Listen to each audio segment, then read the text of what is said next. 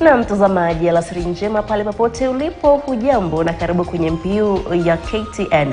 Mimi ni Belden Waleula. Moja kwa moja tuanze taarifa ambazo tumekuandalia alasiri hii. Mwanablogi ambaye anatumia jina na picha ya mwanamke kwenye akaunti yake ya X, zamani ilijulikana kama Twitter, ameshtakiwa kwa kutoa habari za uongo.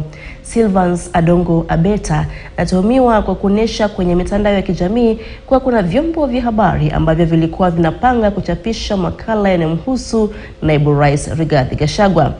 Abeta ambaye anatumia jina la Karen Wanjiku kwenye mitandao ya kijamii amefikishwa mbele hakimu mkuu wa Milimani Susan Shitubi na maafisa wa idara ya upelelezi nchini.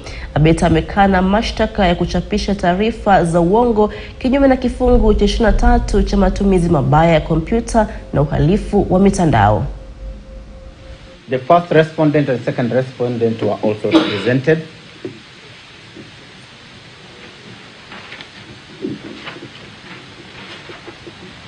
And our clients, the interested parties, were represented. Such that this cannot be said that it is not known. Everybody is aware of it. And now that we are informing the court that that order is actually there for the file to be taken to the High Court, isn't this the moment that you put down your pen and wait for that ruling that might come from the High Court, or whatever directions come there? The matter comes up tomorrow, such that if this whole High Court wants to have a look at this file and you are having it here, then it will not have that benefit, so that we are there before it tomorrow. We appear for the intended interested party applicant, Desiree Muhinyuza, who filed his application, being joined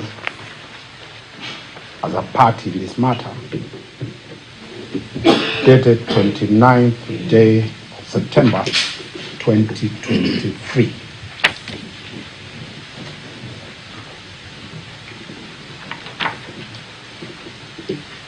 The same was served to all the parties.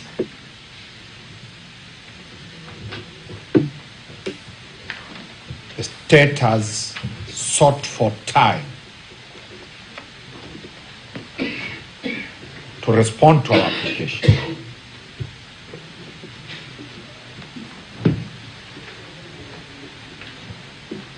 The first interested party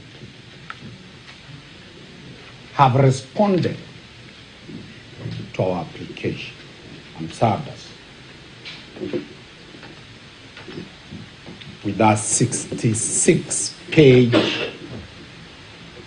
response. It was before court number 5. It's not a fresh charge. Na mswada wa kumwondoa afisini gavana wa Nyamira Amos Nyaribo unaendelea kujadiliwa